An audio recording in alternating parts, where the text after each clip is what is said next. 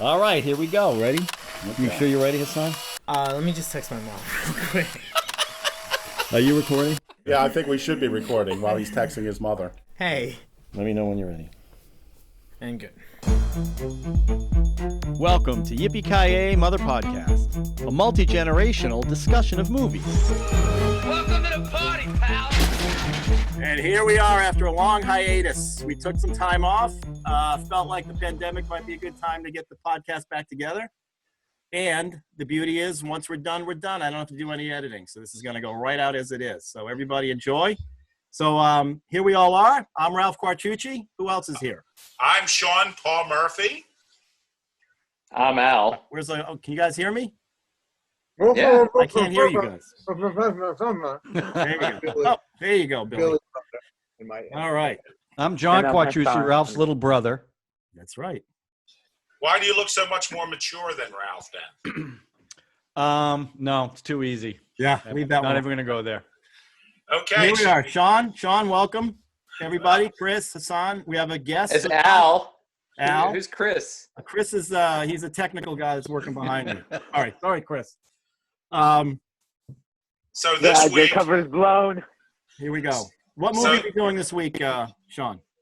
this week we will be doing The Miracle Mile, a 1988 disaster film. I don't know how disaster, maybe the wrong word for it. No, it's we called it a post-apocalyptic or pre-apocalyptic love story. And we are going to go by what Billy says because Billy DaMota, our special guest, was the casting director of the film. And this was your first full casting film, correct? It was, yeah. I was an assistant before that. I worked on The Running Man, and I worked on Predator, and I worked on a lot of Arnold Schwarzenegger movies. I did Project X with Matthew Broderick and Helen. Wow, that's a good one. I did Three Amigos, and anyway, I did about a dozen movies before I became an associate on a movie called Colors, and I did it with Sean Penn and Robert Duvall. Yeah, Ice-T in there. Who did the Ice-T? Colors. There you go. Colors. And I went from Colors to become a full casting director on Miracle Mile, which was my first sort of like job that I got to cast all by myself, which was awesome. Well, it was a great film. I got to admit, I saw it in the theaters upon its initial release back in 1988. And here's one thing we always do at the head of these podcasts. We always go with the official review. And there's only one place where we get the first paragraph, is the Roger Ebert review from June 9th, 1989. Before you do that, why don't you describe the film? Okay, And well, then we'll dive into Roger Ebert's first paragraph.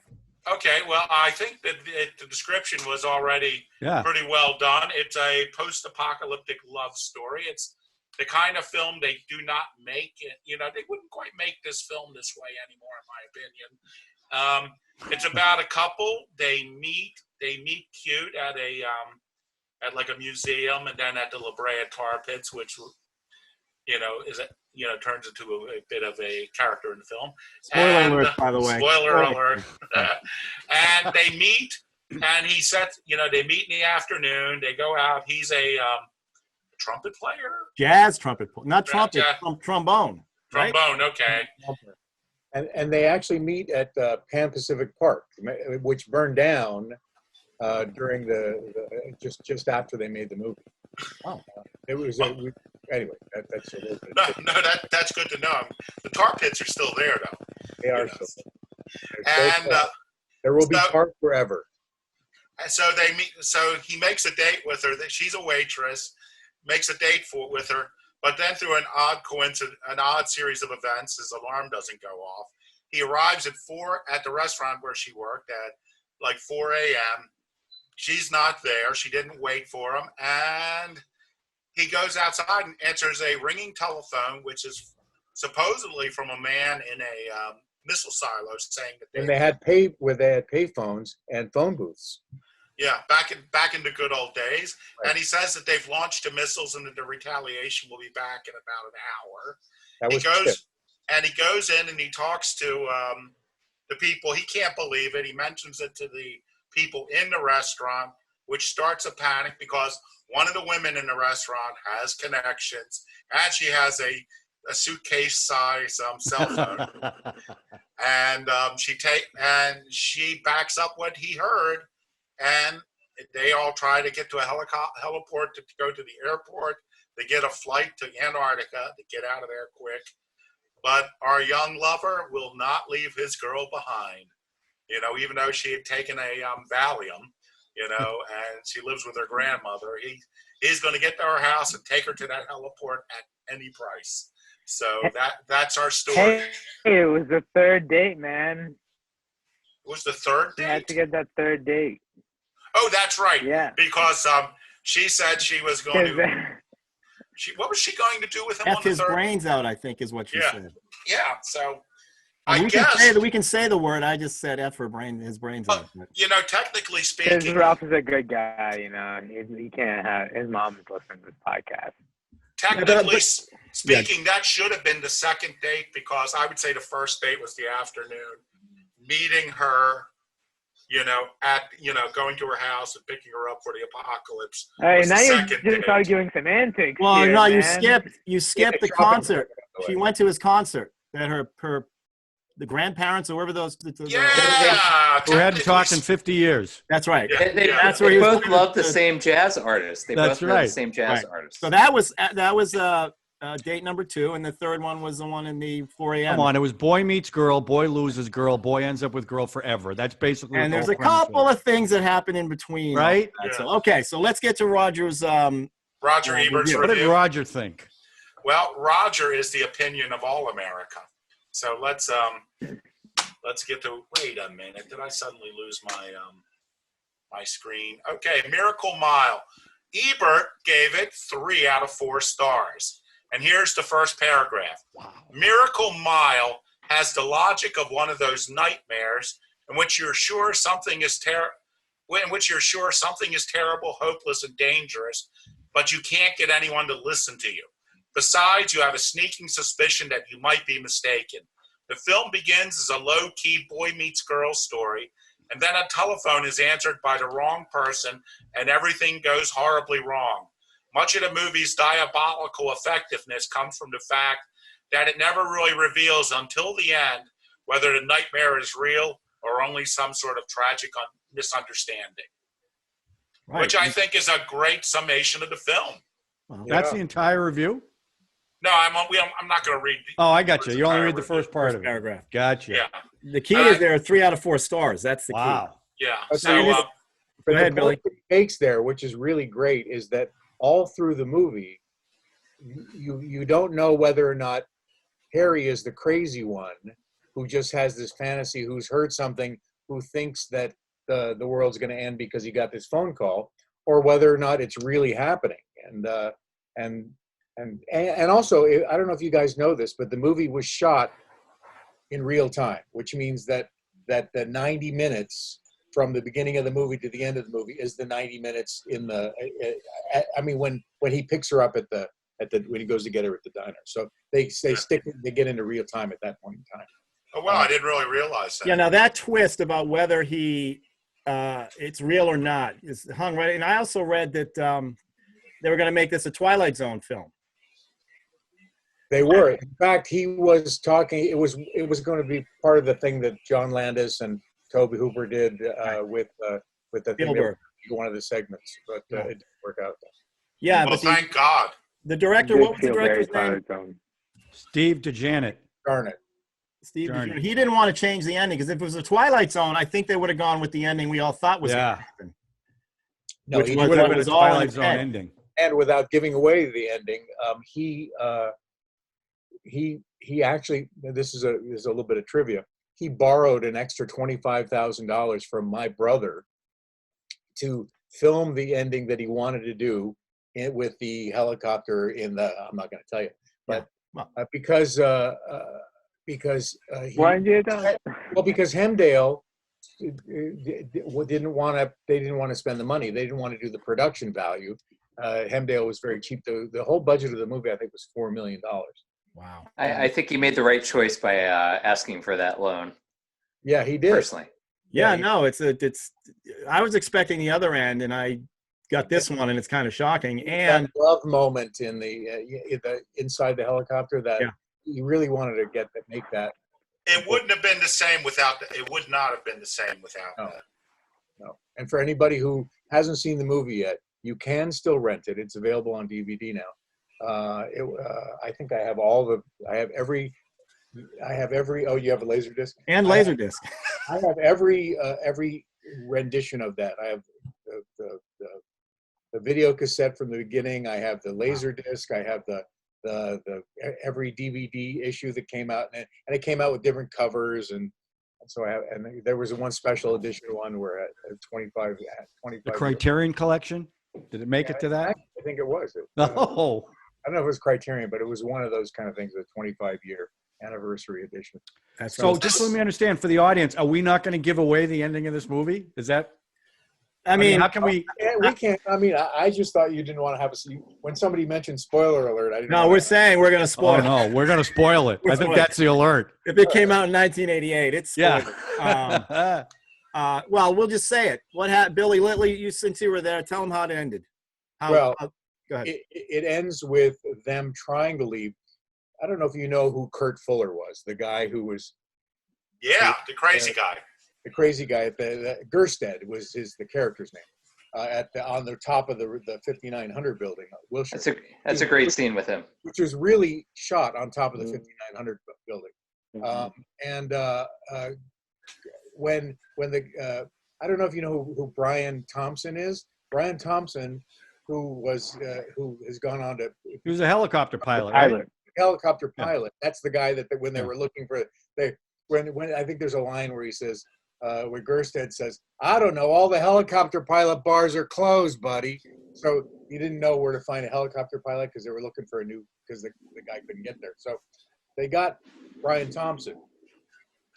Brian Thompson was Arnold Schwarzenegger's stunt double in Terminator, and he went on to have a great career as on his own as an actor.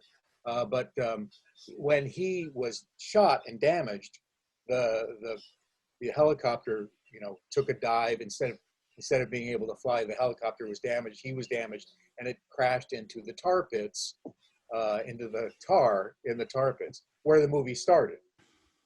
Right. And Steve really wanted to do the thing where the helicopter was sinking slowly into the tar pit, sort of going back into, sort of going back into the ashes, right. dust to dust. Wasn't the whole theme Extinction, right? I mean, they start at the tar pits, they end at the tar pits. Oh, I mean, the line where he says something like, I really want to be, He said, didn't he say they'd be fused together? Yes, they'd be fused together like diamonds. Right. Like So- Superman could make a diamond, we'll be Right. fused together for Right. eternity. Forever. It was one of my favorite parts of the movie, where he said, I think it might be the cockroach's turn, because they were talking about maybe we'll come back and we'll make it out of here alive. Listen, even today when I see the movie, I still don't expect it to have the white flash and that's it, it's over. I Yeah. still think she's going to get out of there. I mean, I know it's not true, but that Right. white flash is so shocking and so simple. It's Now, is the version you saw, does it white flash into the diamond at the end?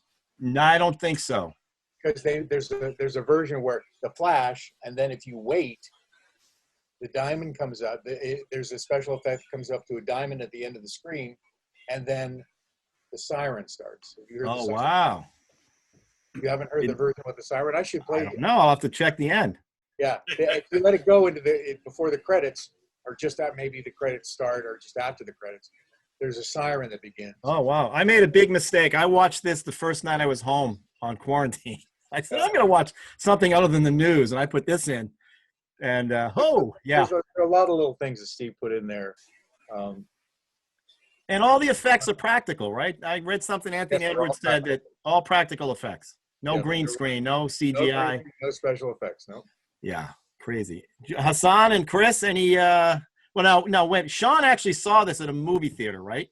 Yes, I saw it at the Golden Ring Mall in Rosedale, Maryland. That's You know, amazing. week of its initial release. I used to see everything, so Yeah. I would have never imagined I would be working with the casting director one. I mean, it's crazy. I mean, I've known about this movie, and I watched this movie back then. I don't remember if I saw it in a movie theater or not, but I remember it vividly, mainly because of the telephone scene. That telephone booth scene where he gets the call is wild. Right. Hey, Billy, I wanted to ask you, are you like a huge Terminator fan? Sorry? Are you a huge Terminator fan? Because there was a lot of cast that was in the Terminator, right? No. Yeah, there was Jeanette Thompson, who was in Aliens and Terminator, right? She was a friend of mine, so Brian Thompson was not. He was in the Terminator. He wasn't just a double, right? he was also in the Terminator. Yeah. But what I was saying is he also played his double. Is he the aerobics guy? Yeah. And Earl Bowen was in the Terminator. Earl Bowen was in the Terminator. That's So right. I'm like, whoever casted this must just love the Terminator. No, the funny thing is, so those are all coincidences. Earl Bowen was a friend of mine from other movies that I cast him in before that movie. Is that Sarah Connor, psychiatrist? Yeah. Is that? Yeah, to me, like this movie is like an unofficial part of the Terminator universe. Yeah. And this movie, he's still her psychiatrist, and when the nukes go off, that's really Skynet setting the nukes off. I mean, obviously the timeline is weird, but Well, Yeah, Brian I Thompson, think of it that way. before they went in the helicopter, Brian Thompson said, if you want to live, come with me. Sorry, that's a Terminator line. Come on, guys. Did he say that? No. Okay, I was about to say. Oh, okay. No, I Okay. will tell you what really, the scene that really affected me when I was in the theaters when I first saw it, those years ago was Williamson, when he's there with his sister, Oh, yeah. and he's just seeking some sort of validation that this was all real, and you have the hero just like looking down, and then he's saying the cloud is coming, and it's like. And then she's doubting him too, Mare Winningham, is because it's like, why are you telling him the cloud? And it's like, Yeah, the realization that Anthony has at that moment that I'm responsible for these dead people, That's why I thought right up. It's that scene where he comes out of that, where the police car goes through the glass, through the window, and the guy ends up dying. He doesn't shoot the guy.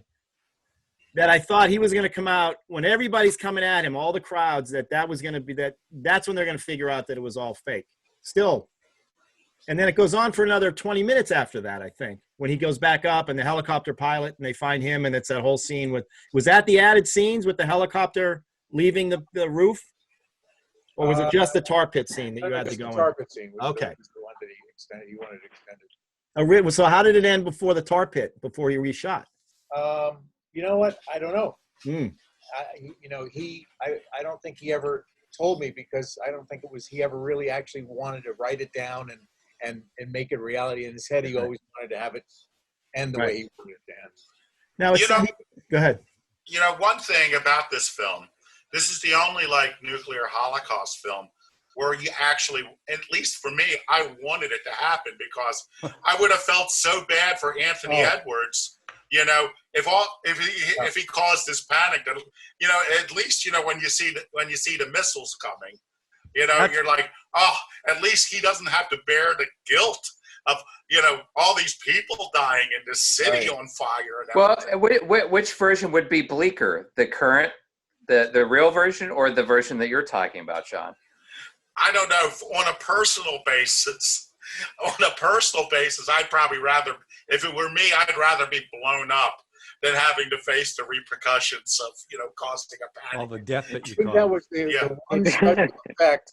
The one special effect that they put in the movie is when Kurt Fuller's standing on the roof and he's blazing on acid and he's babbling to himself, and the rockets come over the top of the building.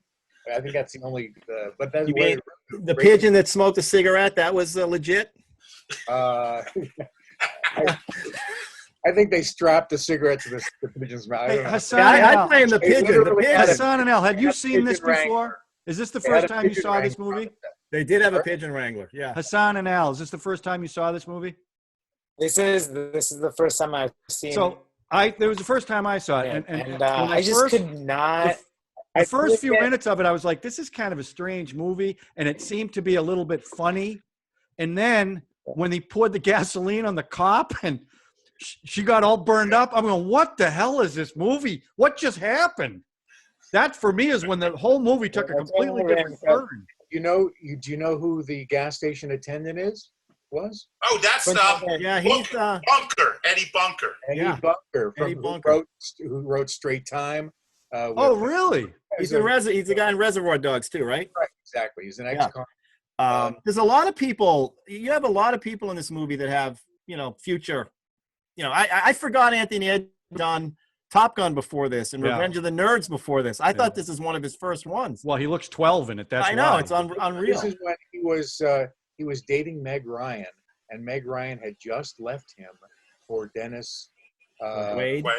Dennis Quaid, yeah, and he was so depressed in so much of the movie. Billy, was there anyone else up for it? I mean, who else was up for it? He was actually attached to it in the beginning. He read. Oh, really? In the beginning, want to do it. Mare we found, who loved the script, and when she and Tony met, they fell in love with each other, and they worked great in the movie. And Michael T. Williamson, who hadn't done anything before. And this is when Michael T. was two separate names and not Michael T. And his character's name was Wilson, right? Wilson, right. And Forrest Gump, it was Bubba. Bubba and Wilson, Tom Hanks movies. Interesting. Yeah. Just saying. And the ball was named Wilson in the Interesting. Denise that's Crosby. what I was thinking too. I was thinking about that too. Castaway. And you got Denise Crosby in there, right? Is that her name? Yeah. From Star Trek. But Billy, so she was Pet Cemetery just before that, though. Oh, right, she was that's a good one. in the dining scene, right? Was there stuff cut out of the rooftop? Because they kept referring to her and everything that supplies they were getting for her, and you never saw her again. Was there something that was cut out? Just because we just had not enough budget to buy her for. So there was nothing ever filmed. No. Wow. And I want to see that big phone again. Yeah, that's nice. Yeah. Robert Delkey. In a briefcase with the little computer thingy in it. Yeah. Is that his name? Robert Delkey? RoboCop? Robert Delkey, yeah. Robert Delkey. Who played the diner owner. With Olan Jones, who's still around. We should have got Olan Jones. Olan Jones, who used to be married to Sam Shepard. Oh, wow. Olan Shepard was her name. When we met her, she was married to Sam Shepard. And your director had a cameo. He got shot in the face and fell down a manhole cover. Right. Fell down the manhole cover. His face is boom. So, yeah. So you know who I was surprised to see is John Agar. That was a pretty John Agar. What made you think to go with Agar? He got submitted, and I didn't know who he was because he had kind of retired. I don't know if you know this, but because of the whole thing with Shirley Temple, he kind of got blackballed in Hollywood. He wound up doing all those Plan 9, not Plan 9 from Outer Space, but Tarantula. The mole people he did. But he did a lot of the Universal B movie stuff, and just kind of was not making any money and doing anything, and he was really pretty much retired. And so one of his agents, I guess his agent submitted him and said, "Hey, do you remember John Agar from High Noon and with John Wayne?" And I said, "No, I don't know him." And will you meet him? I said, "Will he come in and read for me?" He says, "Yeah." So I figured John Agar's going to come in and read for me. Okay. And he came in and he was so humble and he was so gracious and he was so thankful every single day that we were on the set. And I was on every day of the set. He would come up to me and say, "Billy, I just want to say thank you for thinking about me and putting me in this movie and really making me feel alive again, like an actor again." It was really a great moment. And That's Lou awesome. Hancock, who played his wife in the movie, was, I think, 25 years younger than him in the movie, so we had to age her up a little bit. How long was the shoot? It was, I think, 5 weeks. And you shot it chronologically, right? So We did, yeah. yeah. Now, night, just right? for the younger guys, Agar was like in the John Ford's Calvary trilogy, was in Fort Apache, and she wore a yellow ribbon and all. And I would say, what would you say he was? Like a strong second lead, mostly? Right. Yeah, he was always John Wayne's sidekick. He was like he was the second lead. Yeah. Yeah, and he was married to Shirley Temple. Right. And well, you know the whole story about Shirley Temple, right? Where he the reason he wasn't married to Shirley Temple anymore is because he came home one night with some. Now this is all this Conjecture. It's conjecture, but this is the rumor that I heard at the time is that he came home one night drunk as all get out with a cute redhead and said, "Honey, let's have a three-way." And Shirley Temple? Shirley Black Temple? She was a congressperson. Wasn't she in the Senate? An ambassador. She was an ambassador. Oh, boy. So anyway. What did she I say? guess the answer was no. I The guess. answer was no. On the good ship, lollipop. Ba-da-ba. Well, not only was he a great actor, he also had chutzpah, as we like to say. Yeah. You know, I'll to say. go, So Hassan, let's just break for a second. Let Hassan speak. Thank you. You're welcome. Appreciate it. Thank you for Tell us the what you mic. thought, being the lone millennial here. I don't know. I mean, like, it was really hard watching it and not thinking this is not what I would do at all if this happened. You know, like, why wasn't calling back the guy's dad's number his first reaction? You know, like, why wasn't that his first thing? Like, let me check to see if this is correct or not. So the entire movie, I'm like, just call the number. There You is got no the number start. in the beginning. There was It's no a star great 69. movie. Right, then there'd be What? no movie. Movie would be over. But there was no. The guy told him the number. He remembered it at Oh, the you end. remember? We yeah, remembered. he called. He called at the Yeah. end. Yeah. Oh, he did. He called him, He yeah, called I'm his like, father. He come called on. his father, right? He called his father. Yeah, Yes. yeah. He's like, oh, do you have a son in the bunker? And I was like, oh.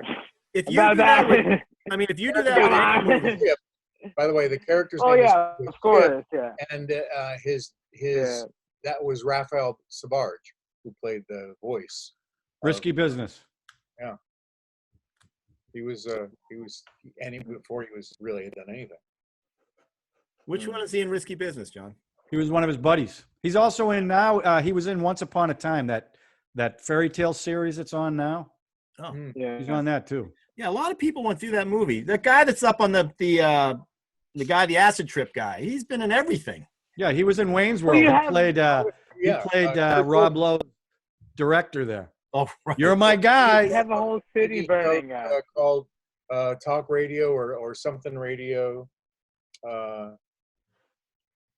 He was anyway. Kurt Fuller. I should look him up. Oh, Kurt This Fuller. was like a good early role for him, though. It was. This is yeah. So Hassan, any movie now could Oh. end in 4 minutes if somebody got on a cell phone and just called and said, "Hey, blah, blah, blah, it's over." So yeah, you Yeah, need no, to- I get it. Okay. I get it. But like, I thought you were he saying- had the answer in the beginning, is what I'm saying. You know, I like, thought you were it saying didn't how provide that. But like, but my main thing was like, in my mind, like I couldn't get like, because you were saying how like the big part was like wondering whether or not it was real, and I'm like, Yeah. this is how you know whether or not it was real. But I did. I mean, I thought it was intense, and I feel like I got a lot of vibes from like the ending to Mother when everything starts hitting the fan, Yeah. and it's all like crazy shit after crazy shit. It was like just like the very same, it was kind of the same thing, and no, it was pretty solid. I mean, I like, thought you were end of the saying world how movie. you would have reacted if you had picked up that phone. That's what I thought you were. Like, would you be screaming and Yeah. yelling, or would you be running out of there or whatever? So one other thing, Chris, turn Chris this, is the damn it, guy Al. behind you. Chris, turn this up a little bit. Turn Al's mic up. Chris, page out for us. Al, how about the score? You know- Tangerine Dream. Oh, It's very that very was- dreamy. Steve went to Austria to work with those guys to on the soundtrack. I mean, that was like the big get for him. And actually, part of the loan money for my brother was to pay for him to go back over there for the sound editing when the movie was done. Nice. And so, I mean, the soundtrack is amazing. And the Yeah, soundtrack, Tangerine Dream was all, yeah. I think the record, the CD at the time, there was a LP came just around when CDs came out, did better, made more money than the movie made. Seriously, they put an LP out for this track? Yeah, Tangerine Right. Dream was That's was amazing. hot. Hey, They can I did they say, did Legend. They Can did I ask a- Legend, right? they did a New lot, York. didn't they? They Michael- did Thief. Yeah. Thief was a They did great a lot of story. Michael Mann. Weren't they Manhunter too? Did they do with Tangerine Dream? I believe they did. Yeah. Yeah. And you know that? Do you remember? I don't know if you know. You guys know who Peter Berg is, right? Yeah. Yeah. He was in the band. Yeah. Did you? I'm going to tell you the story of Peter Berg, and I hope he's watching this, so he'll probably be mad. Oh, I'm sure he is. But Peter was working on the movie as a PA. He was an actor, young actor, hadn't done anything, and he came up to me during one of our castings. So he was running around and sort of as a gopher, and he said, "Hey, can I get a part in this movie, man? You think I could maybe do something?" And he was kind of a dude, He was. I'm not gonna. I don't want to dish, but he was dating a very famous manager, a female manager. And she called me. She said, "Can you do something? Can you put him in the movie?" And so I said, "We'll make him an extra, and we'll give him he'll be the sax player. So when Harry's trying to impress his girlfriend with his trombone solo, he'll push the sax player will try to stand up, and he'll push the sax player down and impress." So that was the little scene, right? Oh, that's Peter Berg getting pushed down. Peter Berg's getting the one to get. Oh, pushed that's a down. riot. He came up to me before the scene. He said, "So do I get to be? Will I get to be in the union? Can you do will this be a union gig? Will I get a union pay?" I said, "Well, no, because you're just an extra. You're like background." He said, "Well, can I say something or do something?" So that's when we gave him the business of standing up and. And that got him in the union? He actually he had a line. We gave the line, and the line was, "Hey, what are you doing?" But the line got cut out just for whatever reason. From an editing standpoint, we didn't need it, but we had Taft-Hartley'd him anyway. So my claim to fame is that I Taft-Hartley Peter Berg. I tell you. So how would you say? I mean, at the time, I thought the movie was successful. Was it considered a success at the time of its release? Would you say? No, it didn't do very well. It did much better in video when the cassette came out. It did really well. But Hemdale, who produced the movie, had Terminator that they were putting a lot of money behind to promote, and they just didn't put any money behind the prints and ads and promotion for the thing. We kind of dropped the ball when it came to like really doing the kind of advertising that would have made it a bigger thing, especially because it had one of the co-stars of Top Gun in it. Yeah. It had one of the co-stars of the Breakfast, not the Breakfast Club, but St. Elmo's Fire, because Mare Winningham, it was hot then. And they could have taken that and turned it into a big, sort of advertising ploy, but they never did. Well, this would be a tough movie to walk out of. Not walk out of. I mean, in the middle of. I mean, after it's all over, right, Sean? How did you feel after you saw it? All I can say is I'm not lying. I was relieved when they blew it up because I would have felt so bad for Anthony Edwards. Wow. We had an ad that we did, a commercial ad that we did, and all the commercial was interviewing people as they came out of the theater, and Steve edited it. Steve was a very funny guy. When he did the editing, he just had somebody coming up and going, and and you were cutting back. They were going to say something. They did say something, but he would cut to their reaction. Most movies don't have the gonads to do that. Most movies would have chickened out at the end and not let it happen. I mean, right. I think that's why I thought it wasn't going to happen. I'm like, okay, it's just going to be a twist. They wanted to make it a happy ending. They wanted I think it would have been a lot tougher to end the way you're talking about, Ralph. I think that would have been a lot tougher to make that decision, that all this death happened and it wasn't real. No, I think it would. That's what I mean. As a Twilight Zone movie, that would have been the twist. That would have been, and I would have felt bad for Anthony Edwards' character, because he put all that in motion and it's all on him. Yeah, that's a pretty brutal, but the way it ended is still just, it was surprising. Love is preserved forever in the tar pit. It was actually satisfying. You're like Sean saying, it's weirdly satisfying. You've seen the world blow up, but because I describe it a lot of ways. I don't think I describe it that way. A lot of those people were kind of, they kind of were more, Well, in an hour and a half, how'd the whole world find out about it? It just spreads like the virus. One friend tells another friend. Yeah. That's why we're doing a pandemic edition. I was like, come on, this is real time. Everybody knows about it. One guy. But I have to tell you, what I loved about the ending, though, and the fact that it did end the way it did, is that there was something about the permanence of romance. Right. You know, I mean, if you think about it, it really is a relationship movie. You know, I mean, kind of a love story where they die at the end. But you know, I mean, that's the most beautiful tragedy that you can have is somebody being so much in love, and then you know. But that's exactly what I thought the ending was. Their love is preserved in that tar pit forever. Forever, right? As a diamond. That's what I really thought. That's what he was saying. Well, at no, the and the ending. whole "Love Is Forever" was pushed through the whole movie right from the start. He was saying he met the person. Finally, I'm going to meet somebody. Right from the beginning, that whole title scene where they're in the musium and the Hey, it happens, Ralph. Listen. You know, I can attest to that a little bit, a few times. A few times. A couple of times. You know, things happen. I do have one question for Billy, though. Yeah. Did your brother get his money back? He did not. Oh man. But F in Hollywood. But he doesn't hold a grudge. So. Oh, that's a shame. Well, Did he get any credit in the movie? Yeah, did he get a credit? Credit in the movie, yes. Good. Okay, good. well, here's one thing I think about the film too, which I don't think would ever happen to.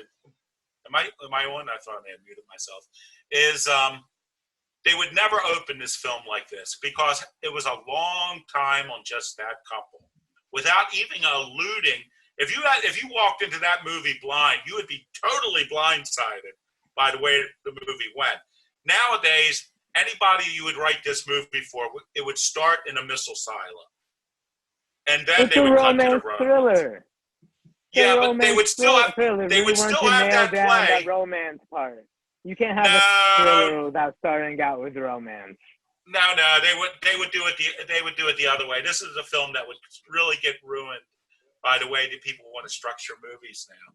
I feel the same way about another film at the same time, Runaway Train, you know, which I thought was another great film. Yeah, I think this movie was more about the romance, and that's why it started with them and then like ended with them dying in the tar pit. That's why I was like, well, it was again, more like leaning towards This is Eddie Bunker movie, by the way. Huh? Runaway Train is? I think Eddie Bunker wrote that. Yeah, he's in that. He's like an older prisoner. Well, in that. it's also, it started with, like I said, I mean, I'm not that smart, but it goes extinction to extinction, right? So you're seeing that. What was I just going to say about that scene? And I can say one thing: Billy and I are both 1 degree of separation from Runaway Train, because because we both worked with Eric Roberts. Eric Roberts a couple times. How many degrees from Kevin Bacon are you guys though? I'm 1 degree If from. he gets the virus, we're all fucked. Yeah. Nah, but we've all done our Eric Roberts. Yeah. I'm sure there's some Eric Roberts stories. Everybody is 1 degree from Eric Roberts. Yeah. So, but I will say, is this film I think it's respected as like a classic of the period. It is a classic. It has gotten amazing reviews everywhere. Steve has been on the road with this movie for the last 25 years because or 30 years because of the cult status of the movie. That there's a huge Miracle Mile fan club, you know, like thousands. No idea. So that he travels around with. You know, Steve also directed a movie called what's the one with Melanie Griffith and with Cherry 2000. 2000, right? That he didn't write, but he got but you know he directed, and so he's got this sort of weird cult following from all these kind of weird movies. He also wrote Strange Brew.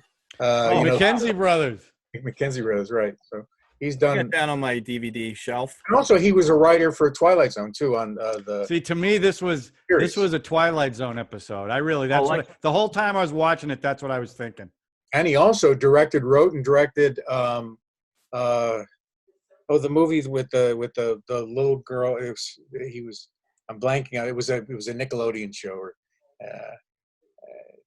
She's now an adult. Not Hannah Montana.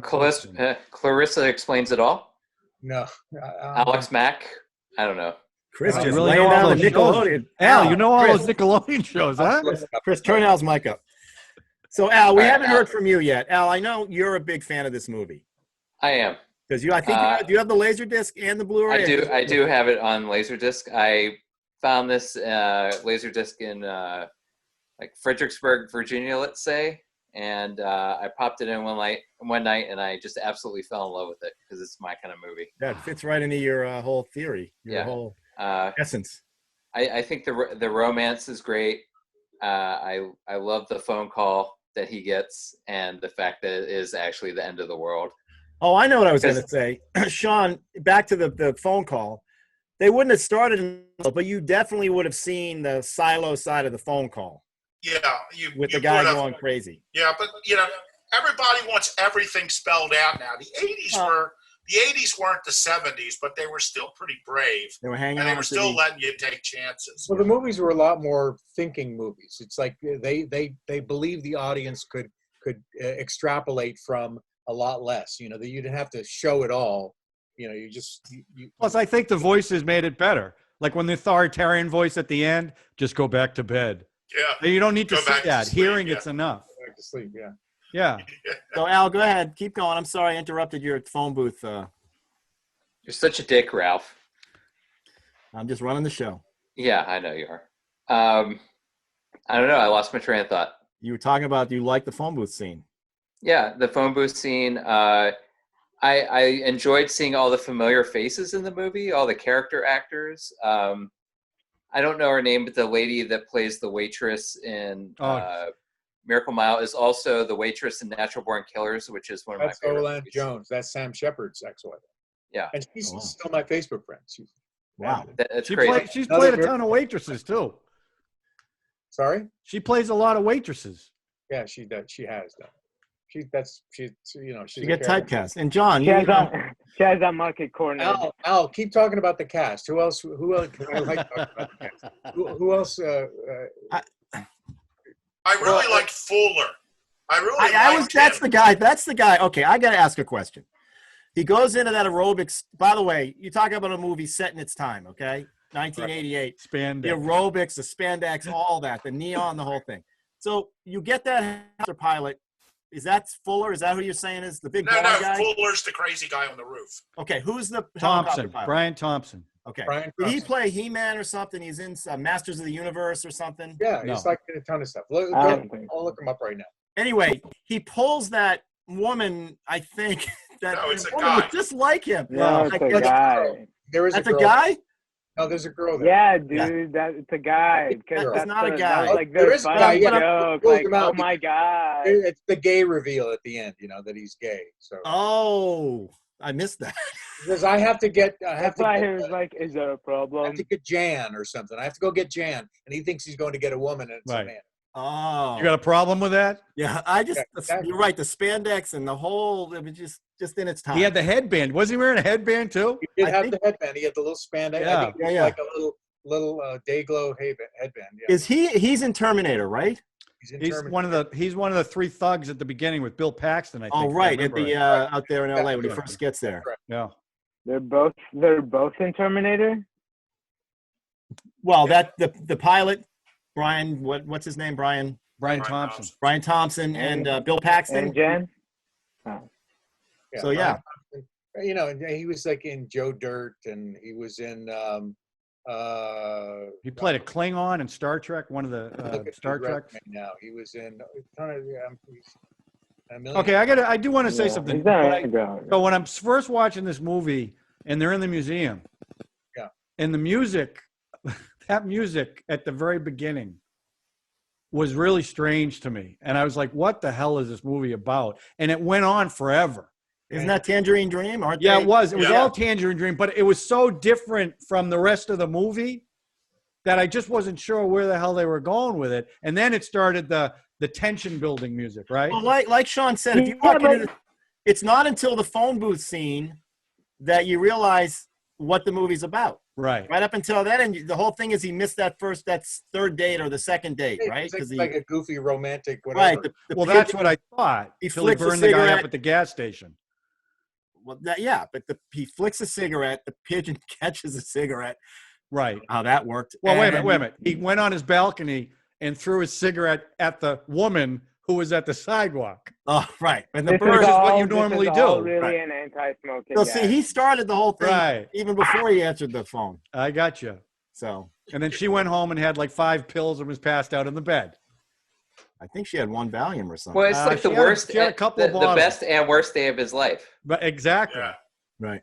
Highs and lows. I It thought ended she well. Mare Winningham did a very nice job. I thought she played her well for that time, for 1988, right? She was very independent, and I thought she was a good match with him. Yeah, and she loved her grandma and grandpa. Yeah. That was good. You know who else I loved in this movie was Diane Delano, the woman who played she was the one sitting at the booth in the The diner. flight attendant. Yeah. Flight attendant who wasn't really a flight Who attendant. wasn't a flight. She's wearing her She sister's, was- right? She was on Night Court for a long time. She's Yeah. on a ton of TV and film. And also, I don't know if you know this, but Alan Rosenberg, who was sitting with Claude Earl Jones at the bar at the counter. Alan Rosenberg was the president of the Screen Actors Yeah. Guild. Yeah, it was so weird seeing him in that part because I've always seen him play lawyers and Right. white collar people, and he's like a blue collar guy with that guy, and it was like, what's going on? This is a weird scene. Now that's Are you talking about the street sweeper guy? Is that who you're talking about? the part. Yeah. It's Right. his partner. There's the two Sweet Sweeper buddies. They're the big guys, Claude Earl Jones, and the other guy was the Alan Rosenberg. Yeah, the guy with the black hair. Yeah. But right, he always plays a lawyer. Yeah. He's the one who had like the ideas when they were in the van and they're on their way to the airport or wherever they're going, and they're all trying to figure out who to pick up and who to bring along. We got to bring along a Buckminster Fuller, Bucky Fuller. Let's bring him along. The people Daniel that- Berrigan. Who knows who that is nowadays? you know? Right, exactly. I mean, that's the cool thing was that Steve was coming up with all these really eclectic ideas that 35 years later we talk about now. So This was really a great film for the period. It really brought me back.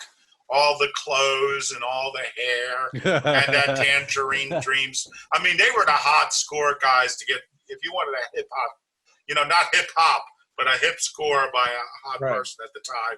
Right. They were there. And the only thing I thought was over the top was it went from 0 to 60 really fast with like the street being filmed. But one of the best another great moment for me is when they're going to surrender to the cops. They go out, the cops are all gone. Well, the guy rappels down right in front of him, Yeah. and just gets off the line and starts running away.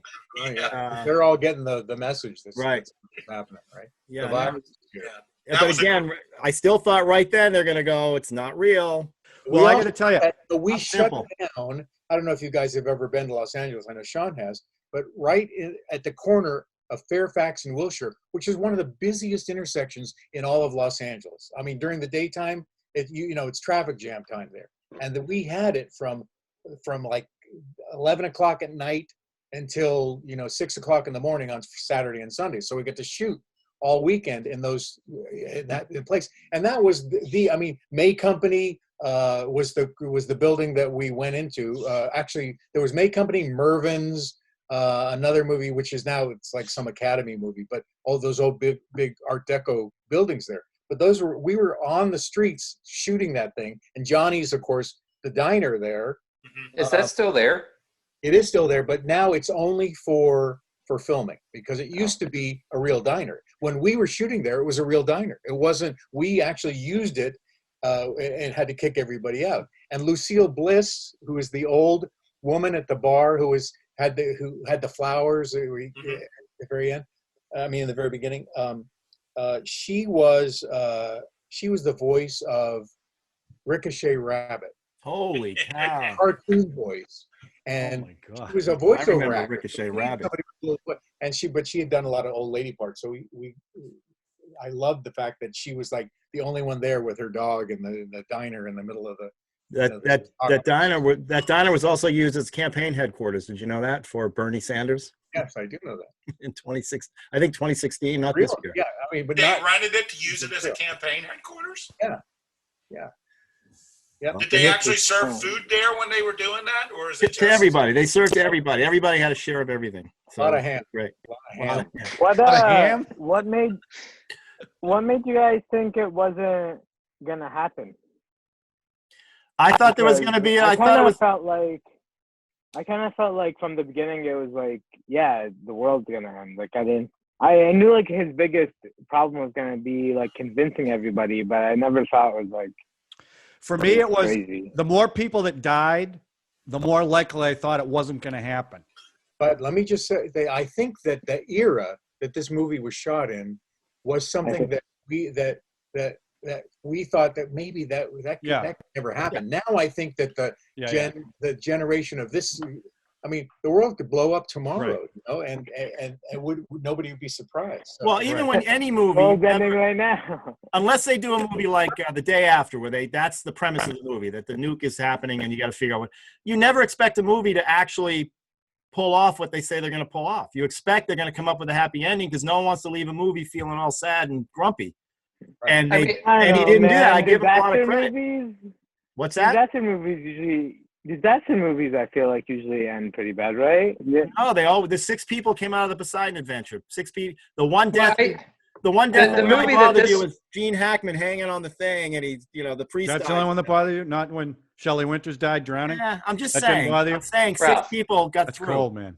The movie that this in reminded. The water, I'm like a little girl. I can swim. I can move under the water. Right. I can do this. Is that what makes you think? The old joke? Is that what makes you think? Poseidon and Shirley Temple, Shelley Winters.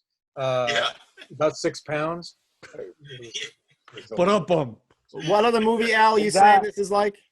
The movie that this reminded me of with like the dark ending that you didn't think was going to happen is Arlington Road. Oh yeah. Because like that comes out of nowhere and you don't think that's going to happen, and the bad guy gets away. Like that kind of. That's true because you're rooting for him the whole way, and you think that you don't want it to happen, and that's a good point. But that was 92, right? Road. When did Arlington Road come up? I think it was later than that. Yeah, not 98. 98. Yeah. Anyway, you're right. That is a good example of one that ends the same way. Spoiler alert.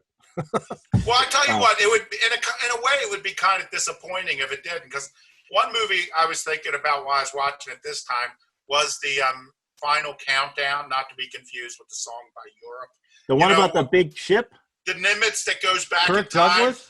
Yeah, Kirk Douglas, and they're gonna defeat the Japanese at Pearl Harbor, and then the ship comes back into time. Right. Goes back through the black hole again, and you're sitting there thinking, "Oh man, I am really disappointed that they didn't get to fight the Japanese." I mean, of course that would have been good. The whole world blowing up is a little worse. It would be bad for the Japanese at Pearl Harbor. Well, that just reminded me of the Army of Darkness, where Bruce Campbell sleeps through it and wakes up, and it's the Holocaust. The nuclear Holocaust, and he slept through it. So I guess it happens. But I didn't.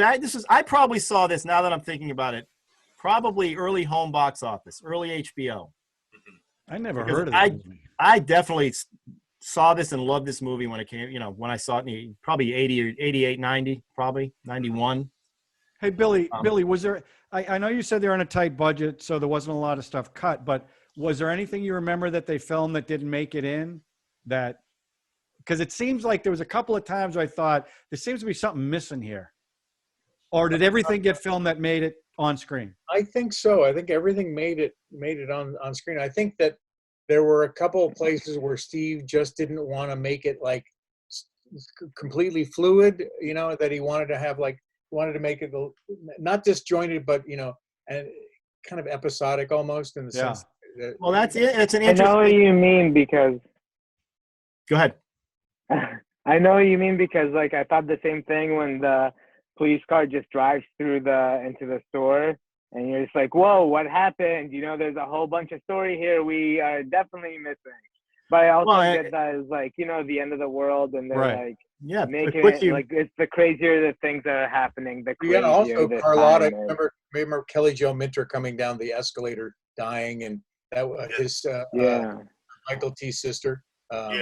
It definitely puts you in the chaotic, like things are just happening for no reason at all. Like especially when he walks out of that department store and the police guy drops in front of him off the road. But what turned me on so much about that was that felt like the immediacy of real life. Like things are so screwed up and things are happening at such a pace, and things are it made it more scary for me when you saw a woman dying on an escalator that was going up, and she was trying, and the police guy just coming down and a car going through the thing. It's like, what the is going on? Yeah. Yeah, No, it I, adds to it. It added to the whole. We I really did not- drove a police car through that window too. You It was did? Really? Yeah. Jesus. I wish No, I no would. CGI. Real glass? Real, you know what? They What? use glass. They use Holy real cow. glass. That's crazy. I will say when I first saw the film, I remember it really moving me emotionally. I was really into the movie. And, I didn't have the distance that I had sort of watching it now, and I'm sort of analyzing it. But it really did a really good job of That's so funny. catching me up with it. I've had just the opposite reaction. It's more pertinent now, obviously, because we're all going through this virus thing and we're all quarantined. That movie seems more real now than it ever did back in 1988. As far as that could actually happen. Someone could actually do that. And that's I know that's why Wojo didn't want to jump on, because it just reminds us of why we're only here because of the fact that we're all quarantined. Yeah. Otherwise, we'd all have something better to do. Yeah. Somebody's mic. All right, we're right at the hour. I want to bring in our next. I want to bring in someone just to Wait, promo. can I just ask a question? Okay. Billy, could you just describe what a casting director does and how that process works a little bit? Sure. Well, the first thing I do is I get the script. For instance, in this movie, I had met Steve before. I met him through some friends, so he knew who I was. He sent me the script when he found out I was starting to cast, and he said, "You want to cast your first movie, with me?" I said, "Sure." And he sent me the script. You read the script, you decide if you like it or not. I fell in love with it, and then what you do is you put out a breakdown, and the breakdown goes out to you and the director. Just sort of create this idea of the descriptions of the characters. You give it to a breakdown service. They sort of massage that into a job listing with all the characters' names. That job listing or breakdown goes out to all the talent agents and managers in town. Now it goes out to the actors directly through different a thing called Actors Access, and then you get submissions with all the agents submitting their talent that they think is best for each individual character. You go through all those submissions, and in the process, you're also putting together your own list from people that you've seen in the past, people you've met that you've cast before, or that you wanted to cast and you couldn't cast because you didn't, you cast somebody else, but they were great actors. People that you've seen in theater or in showcases or in acting classes, and you start to put an idea list together of the people you want to bring in for your first casting session. So you go through all the breakdowns that are coming from the agents, you go through all your personal lists and ideas, and you put together your sessions. Now you do what we call pre-reads, which are the initial sessions without a director or producer, just to kind of sift through everything. And you may see hundreds of actors for just a few different roles. That's what I do because I like to see lots of actors. I like to get to know the actors that are out there, even if I don't cast them, so I can keep them in mind for future stuff. Then from that massive amount of actors that you see and that you audition, you narrow that down to the best. Sean, you've been in a few meetings, the best half a dozen people for each character. And then you'll have a day of casting with the producer, director, writer, maybe a couple days of casting, however many you need to get through the callbacks is what those are called. And then by committee, generally the producer, director, the casting director make a decision on who the best character, the best actor is for each character. And then you. There it is. You make Is it collaborative, or does the director have the final Chris. say? It depends. I mean, in my case, because I've been doing this for 40 years, that they rely on my expertise when it comes to, and a lot of the filmmakers I work with are younger filmmakers, and even some of the people that I've been with that have been around for a while still depend on me as sort of knowing the climate of the actors out there, and they rely on my expertise. Sometimes they're just dicks and they say, "No, I want him," and without collaborating. And then I always tell them, well, maybe you might want to, reconsider, or because the thing is I know stuff about actors that they'll never know. You know, they'll know, okay, they came in and they did a good job, or she came in and she popped a tear, or he's really sexy, or she's really hot. But they don't know that, you know, he won't come out of his trailer unless he gets a quart of vodka, and he needs a hooker, and she needs she needs her drugs and her dog, her chihuahua, and you know, it's like, so I know all the things that they don't know sometimes. So, but most of the time it's collaborative. Yeah. That's how we get Hassan here. He needs a hooker, so that's how he. That is true. On the podcast. So green M&Ms. Hey, Billy, that's awesome. How do I get one for this episode? Yeah. Is there a delivery service? I think a couple $100 in Bethesda, you find something. Yeah, I would think. I would I just want to say one thing about Billy. Yeah, please do. Well, I want to say two things about Billy. And if you read my blog and type in Billy's name, you'll see that I give Billy the credit for the success of a lot of the films I made, because you really assembled some great cast, you know. And in two ways. In one name, you got us in some actors that are well known for the budgets we are. But then a lot of the smaller roles where the people aren't quote unquote names, you got in some people I felt really gave some really strong performances too. Yeah. You know, for people I never really heard of or anything. And also, you're a man of integrity too, in the sense that, you know, you fought the workshops. I don't know if you want to bring that up here. It's too complicated to think. Well, I mean, can I say, do casting directors get Academy Awards? They don't. They do not. That's a shame. It is a shame, but there's a lot of different reasons for it. The fact is that most directors don't want, and the Directors Guild has issued a statement against an Academy Award for casting directors, because they think they're the ones that make the final decision on the cast. But you know, they're also the ones that make the final decision on wardrobe and the soundtrack and the editor. But right. They all get Academy Awards. Oh, what a shame. You know, and I always tell, and this is kind of it's kind of my little jab to directors that decide they want to cast movies by themselves. I always tell them the first time you cast a movie by yourself is the last time you'll cast a movie by yourself, because casting directors basically see 10,000 people to bring the director 5. Right. You know? And when I say to see 10,000 people, go, you know, sift through 10,000 submissions, bring back a couple hundred actors to bring back the best 3, and then the director says, "I discovered that guy." Right. You know? Yeah. So there you go. Like I said, F in Hollywood, huh? Yeah. Same thing. All right, I'm gonna bring my friend Billy. If you can stay, if you want, I hope you do. Sure. Her name is Darcy, and she's gonna let us know the next film we're gonna try. See if I can get her on. I just told her to join us, so she'll pop in a second. So Hassan, would you recommend this movie to your millennial friends? Yeah, I would recommend it. I liked it. I thought it was a great ride. Me and my roommates all watched it. We thought it was very confusing for us. When it started, we were just like, what's going on? You know, like, what's going on? Hassan, if you get a chance ever to see it on the big screen, if you ever see a screening, I'm telling you, the movie's a different movie on the big screen. It's like so many movies I bet. but when you see the things happening, you know, on a 40-foot screen, it's different than watching it on your, you know, your laptop or watching it on your TV. No, I definitely, I get it, and like this, but the movie was like a work of art.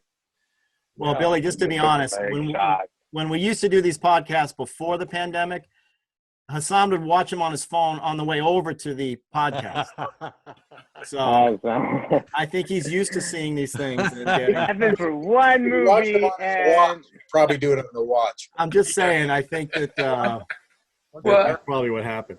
I have to say that I've seen this on Laserdisc, and then Pluto TV, which is like a free TV app. That's what I watched it on. I watched it on Pluto TV. They inject ads, and it really kills the flow of the movie and the tension of the movie. So I would not watch it there. No, I know. I said it, but I said I'd text you if we do. It's like watching it on network TV and having to stop right now for a commercial. Okay. All right, come on board. Yeah. Bye. So definitely pay for it to see it, and don't watch the ads, because it really kills the flow. I can, ads would definitely take you out of this movie. Because it's all, if they shot it chronologically, there was I know that's budgetly budgetary reasons you probably did that, but it also adds to the, because it adds to the tension because you feel like you're there the whole time. It's the movie goes pretty quick. Yeah. But I still think it was a great ride. I feel like it's one of the bases for like a lot of like disaster movies that we've seen now, and I would recommend seeing it. And Miracle Mile, I love the title. I mean, the Miracle Mile really is a district. It's 1 mile of Wilshire Boulevard in Los Angeles, from Fairfax to La Brea, basically, Crescent Heights to La Brea, and it's legendary. I mean, it was. I don't know exactly. I forget why they called it Miracle Mile, but it's turned into like a commerce and business, and a lot of the tall. It was meant to be driven down, not walked down. The guy who designed it for cars to go through that strip. Right. That's why it was called. Sounds a little elitist. Well, this was, I don't know when it was made. I think it was in the 50s or something, but. Well, Hassan, you could ride your skateboard, no problem. Yeah, you could watch a movie on your phone while you could take the skateboard down. Yeah, I'm waiting for. So are we having? Oh, there we go. There we go. Hello, Darcy. Hi. Hi, Darcy. Everybody say hi to Darcy. Wow, look at it. She's like in some Oh, foreign. I like your location. background, Darcy. World or I just popped over to Waterworld real quick. Nice. Oh, you're not in Pittsburgh? I guess she just. The polar ice caps have melted. So, Darcy, what movie would you like us to talk about next time? Waterworld. Oh, I love Waterworld. faster movie. That's good. End End of the world. End of the world, another dystopian kind of thing. So Pure dirt. I wanted you all to meet Darcy. I know some of you know Darcy, but not everybody. And we will be doing Waterworld on the next one. I don't know. Is that going to be too hard for Wojo too, do you think, Sean? We'll have to check with Wojo. Okay. Got my man crush in there. Well, my old man crush. I have a new man crush. Kevin Costner. Costner was my old man crush. Who's the new one? Billy DaMota. No. Well, that's one. Brad Pitt. Dennis Hopper. Brad Pitt. I just cannot take my eyes off Brad Pitt, especially in Once Upon a Time in Hollywood. Oh, goodness. Oh, I'm telling you. what a great movie. The guy is amazing. Kevin Costner is still there, but Brad Pitt's kind of kicked him out. By But the way, Brad Pitt doesn't have web fingers. One thing I wanted to mention about Miracle Mile, the bartender was the countered man was Robert Doakey.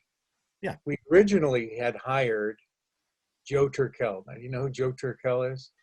Joe Turkel was in. He was a big Kubrick guy. He was the bartender in The Shining. Oh yeah.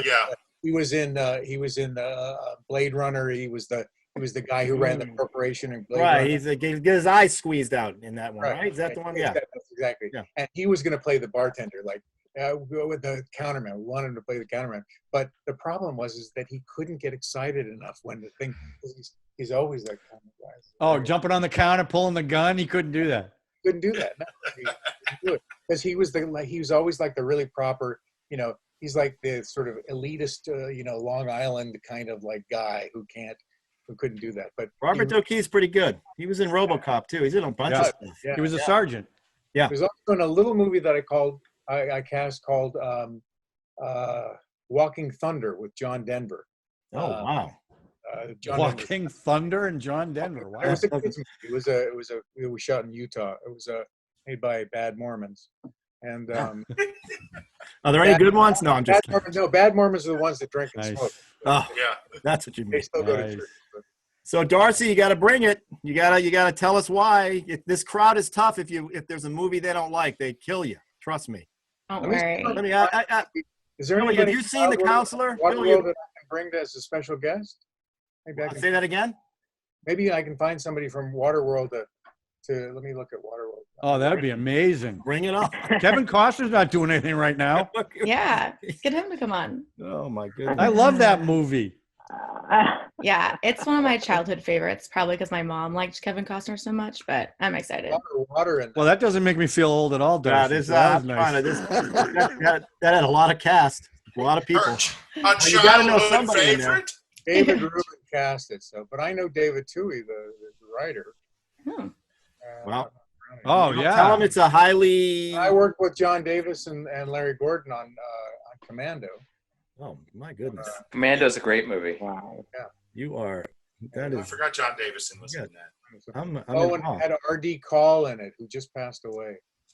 R.D. Call at Cast in Colors. He's Sean Penn's friend. Yeah. He just passed away. I'm saying if there's anybody in Zake Kai. Man, what a great. I'm looking at and Jack Keeler. What a great cast and it was in this movie. We're gonna really. I can't wait to watch this again. Again. It's amazing. So, Billy, have you seen The Counselor? I have not seen The Counselor. You're not missing anything. They killed me on that one because I They- actually they- like You're that. They had a You're great missing- you're casting missing a big one, director and a terrible writer and director. That one did not go well for me. Well, there's- I also, Billy, I want to say I brought in the Robert Wise version of The Haunting. Oh, People killed me on that. yeah, that was bad. I'm not gonna lie. Yeah. All right, so It was Darcy, better you than The gotta Counselor. take some I don't notes. And you remember that gotta Darcy, I'm going to give you a tip. Mhm. I'm going to give you a tip right now. Get John Fleck. If you look up John Fleck on IMDb right now, you'll Okay. see who he is. He was in the movie. He's a friend of mine. And I'll bet you that if you call his management company, it's Billy Miller Management. I'm looking at him on IMDb Pro right now. You could probably get him to come in and be on your podcast. Oh, that would be awesome. Oh my yeah, goodness. we'll have our agent do I don't that. know. I never saw it, so I don't know what he Reached played. out to him. Oh yeah, I know. I've seen that guy. They had all kinds of troubles on that movie. They did. Oh, Waterworld, yeah. Good You know, everybody got wet. A little bit. So, but that'll be the next one. And Darcy, That's awesome. I can't wait. Yeah, I'm excited. Tell you, Oh, the water skiing was great. Good Oh, gills. listen, they always talk about how much money they spent, but the money was on the screen. Everything they did in that movie, all the stunts and everything was Mhm. incredible. Yeah. I don't know. I never saw it. But. A feast for the eyes. we'll give you an invite. You have to watch the movie though before you Ben, come on. your- That's the on only your- rule. Behind you, Darcy, I'm looking at your. Yeah, that's the atoll. Hmm. Oh, there you go. It's the water world. Good. Look at you, always promoting. That's so smart. So Darcy, you and me, let's get out of here. It's you and me in Waterworld, baby. there you go. Yes.